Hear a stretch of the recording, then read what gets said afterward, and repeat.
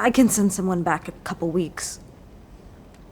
Maybe a month, but you're talking about going back decades. Days of Future Past isn't just the best X-Men film ever made. It is a masterclass in how to use time travel to tell a brilliant story. Not because of the visuals or the all-star cast, but because Simon Kinberg deployed a very specific screenwriting technique, so elegant, so disciplined, that it made two completely separate timelines feel like one emotionally coherent story. Today, we're cracking it open. And by the end, you'll never watch a time travel movie the same way again.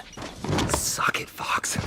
I'm going to Disneyland. Okay, before we get into the film, we need to talk about the problem with time travel movies, because it sounds fun until you actually look at what it's doing. Time travel, as a storytelling tool, promises everything. Second chances, rewritten endings, infinite possibilities. But almost every time, it delivers a headache. Because the moment you let your characters jump through time, you've opened Pandora's box of logical nightmares. Entire storylines collapsing under one simple question. Wait, why didn't they just go back and fix it? You know, like, why doesn't anyone just go back and stop Skynet before it's even turned on? Or like Rhodey straight up suggested in Endgame. If we can do this, go back in time, why don't we just find baby Thanos, and... So to avoid these kinds of headaches for the audience, screenwriters have to treat time travel as a system, not just a concept. And like any system, it runs on rules. Ignore those rules, and your story falls apart. Which means the moment a writer decides to use time travel, they're making a foundational choice. What kind of time are we dealing with? Come with me if you want to live. In cinema, there are essentially three models of time travel, each with its own strengths, its own limitations, and its own way of completely wrecking your story if you're not careful. First model, the fixed timeline. Nothing can change. Whatever happened, happened. The universe is basically a stubborn grandmother who is not taking your feedback. This is how Terminator and Harry Potter and the Prisoner of Azkaban work. Hermione doesn't change the past, she was already in it. It's satisfying because it's airtight. But it's also kind of depressing, because your characters have no real agency. They're tourists in history, not participants. Second model, the mutable timeline. This is Back to the Future territory. You go back, you change something, the future rewrites itself. This is fun, but it opens you up to the absolute nightmare of paradoxes, the most famous of which is the grandfather paradox. If you go back and accidentally prevent your own birth, then you were never born. Which means you couldn't go back, which means you were born, which means your brain hurts, mine hurts, everyone's hurts.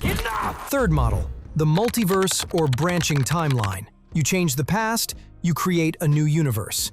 The original timeline still exists, you've just abandoned it.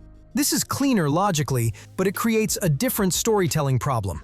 The stakes feel hollow. You didn't save anyone. You just moved to a neighborhood where the bad thing didn't happen and left everyone else behind.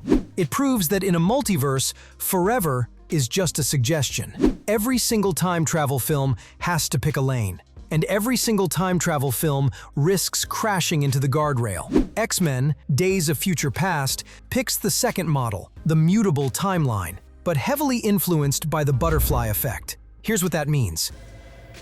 What are we doing? The smallest action, something that feels completely insignificant in the moment, can spiral into massive, unpredictable consequences down the line. And that's exactly why it works so well. It turns every tiny decision into a ticking time bomb. Characters think they're doing something good, only to watch it explode into bigger and bigger problems. Recall, I mentioned earlier that playing in the mutable timeline also means your story could be exposed to the grandfather paradox. The screenwriters knew this risk, so they built very clear, character-rooted rules early on, and they stuck to them religiously. That discipline is a huge part of why the film feels clever instead of messy. But to appreciate why this approach was so remarkable, you first need to understand just how broken the franchise was going into this film. Charles.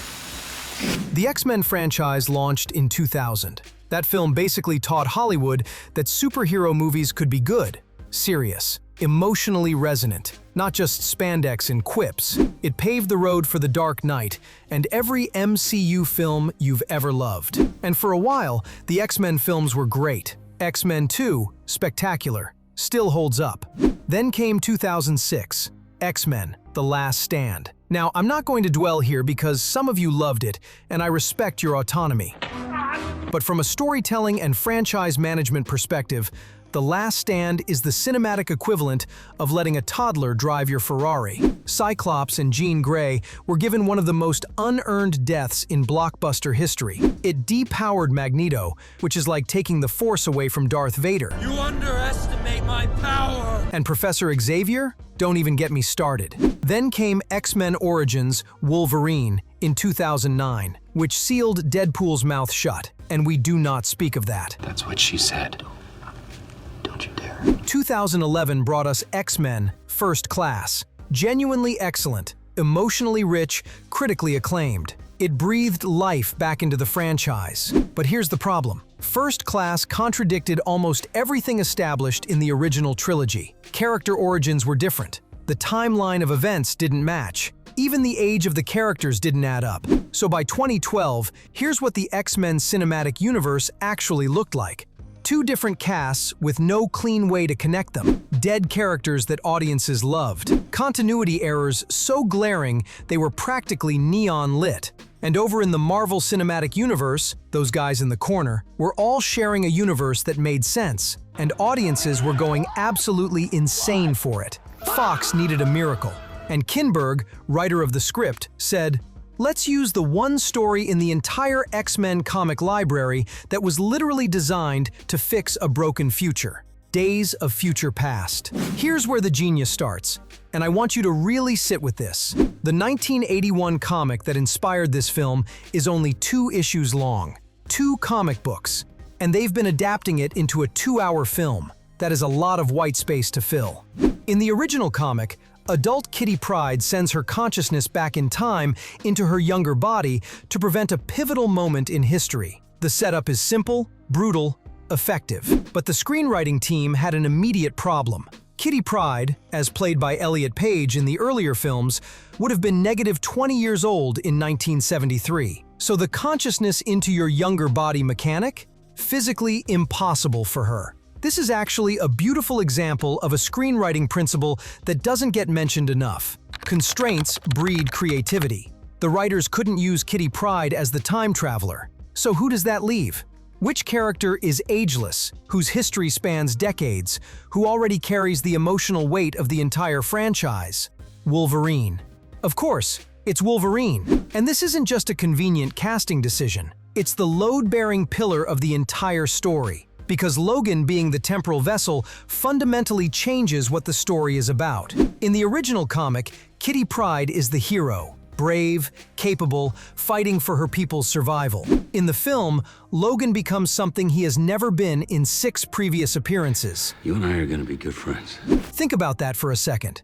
Logan, the loner, the berserker, the man who runs from attachment like it's a burning building, is sent back in time with one mission: build a team. Inspire a broken young professor, recruit an unstable Mystique, keep the volatile, terrifying young Magneto from destroying everything. He has to use patience, empathy, words. Logan, a man whose primary vocabulary is claws first, questions later, has to talk his way through saving the future. That structural reversal alone is worth the price of admission. Yeah, that works. All right. Let's get into the actual mechanics, because this is where the screenwriting nerdery gets delicious. The film establishes its time travel rules early, through Kitty Pryde explaining what she can do. Whenever the Sentinels attack, Warpath spots them. And I send Bishop back to warn us of the attack before it happens. And here's the first smart move. They frame everything through human limitation, not scientific explanation. She doesn't say, "The quantum field allows consciousness to traverse the temporal membrane, blah blah blah." Boring! She says, I can send someone back a couple weeks. Maybe a month, but you're talking about going back decades. boom. Rule set. Character rooted. No lab coat required. But the second rule, and this is the one that makes the whole film work structurally, is something I call the elastic band theory. In most time travel films like Back to the Future, changes in the past immediately rewrite the future. Days of Future Past refuses to do this. Instead, The past and the future run simultaneously. While Logan was running around 1973, the apocalyptic 2023 is still happening, right now, in real time. And here's the genius. The timeline doesn't permanently change until the connection is broken, until Logan wakes up, which means the climax of the film isn't just happening in 1973, it's happening in both eras simultaneously, cutting between them. That's not just clever time travel mechanics, that's two ticking clocks running at the same time. That's double the tension, double the stakes, double the emotional investment, all built into the structure of the timeline itself. Another film would have had one climax. This film has two that are the same climax. You used to be a better shot. Trust me, I still am.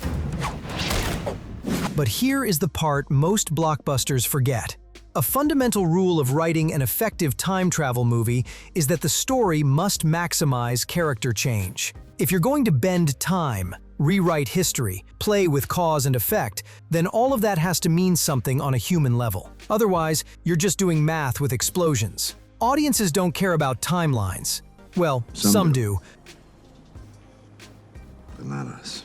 Audiences care about people. They get emotionally invested in characters, and the film understands that perfectly. So instead of building its story around events, it builds it around change. That's exactly where Charles Xavier sits in this film. When Logan finds young Charles in the X-Mansion, the man is broken. Here's a man with one of the most extraordinary gifts in human history, the ability to connect with every living mind on Earth, and he shut it down because the world's pain is too much to carry. He's retreated into himself. He's abandoned his students, his mission, his identity. If that doesn't resonate with you in some way, I genuinely don't know what to tell you. Charles's arc isn't about saving the future. It's about choosing to feel again, choosing to let the world in, knowing it will hurt, choosing to lead, knowing he'll fail sometimes, choosing to be present in his own life. The time travel mechanic isn't the story. That is the story. And Bryan Singer did something absolutely extraordinary with the time travel device in service of that arc. The older Charles essentially gets to sit with the younger Charles and say, Charles, we need you to hope again. in any other movie, that would be sentimental and eye-roll worthy. Here, it's devastating, because the older Charles has earned every syllable. He's lived the failure, and he's offering that hard-won wisdom across 50 years of his own timeline. It's not a speech, it's a lifeline. But if Charles is the soul, we have to talk about Mystique, because she's the most underrated piece of structural engineering in this entire film. Raven is the pivot point, literally. The entire fate of both timelines rests entirely on whether she decides to end Bolivar Trask. Her choice is the choice that creates the apocalypse or prevents it. And the screenplay sets up 3 different characters who each try to change her choice, using completely different philosophies. This is the film's ideological debate made flesh. Eric, Magneto, tries to take her out. His logic is cold, calculated, utilitarian. Her death prevents the Sentinels from being created. Problem solved. He doesn't appeal to her humanity. He doesn't even see it. He sees a chess piece, and he moves it off the board. Charles tries to talk to her. No coercion. He doesn't reach into her mind and rewrite her motivations, which he absolutely could do. He speaks to her as a person. He reminds her who she was. He asks her to choose, and she does. She chooses to spare Trask, because someone looked at her and said, "I trust you, even after everything." The resolution of the entire movie, the saving of 2 timelines, the resurrection of characters, the rewriting of history, happens not through an explosion or a fight sequence. It happens because one person chooses empathy over violence. That's the thesis of the film. That's what Claremont and Byrne were writing about in 1981 when they created the comic.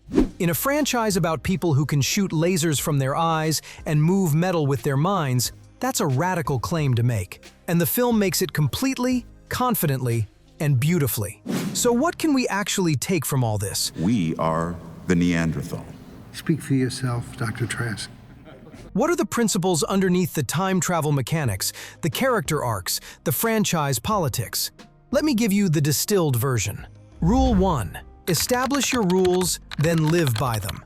Days of Future Past lays out how its time travel works in the first act and never ever breaks those rules for convenience. Not once. Every plot development, every crisis, every setback, every moment of triumph emerges naturally from the mechanics established up front. Audiences will forgive almost anything if they feel like the story is playing fair. Rule 2. The spectacle must serve the emotion. Giant robots, levitating baseball stadiums, battles on two timelines simultaneously. None of it would mean anything if we didn't care desperately about Charles, Raven, Logan. The visual effects department is in service of the screenplay. The screenplay is in service of the characters, never the other way around. Rule 3. Your constraints are your gifts. Kitty Pryde couldn't be the time traveler, so Wolverine went instead, and the whole story became richer. Every no in the development of this film produced a better yes. Don't fight your limitations, use them. Rule 4. Resolution through character, not mechanics. The future isn't saved by a machine or an explosion, it's saved by a human moment, one person choosing to trust another. The smartest time travel story in Hollywood is ultimately not a story about time at all. It's a story about choice. Rule 5. Emotional continuity beats logical continuity. The film has plot holes. Wolverine's adamantium claws in 2023 that he shouldn't have. The unexplained resurrection of Xavier in his original body. Minor inconsistencies in how the timeline snaps into place. Does any of that matter when Logan sees Jean Grey alive? No. We were not doing temporal physics in our head. We were in the story, feeling the story. That's the goal, always. Get the audience so deep inside the emotional reality of the scene that their analytical brain takes a coffee break. If you made it this far, genuinely, thank you. This one took a while to put together because for me, it's the best comic book movie of the century, and I wanted to do it justice. And if you've got a time travel movie you want me to break down next, any time travel movie, drop it in the comments and subscribe. I'm already planning the next one. One last thing. Watch Days of Future Past again. Seriously, watch it knowing everything you now know about why each choice was made. Watch Charles choose to feel. Watch Mystique choose peace. Watch Logan choose patience. And ask yourself, honestly, what would you change if you could go back? Maybe the more interesting question is, what can you change right now?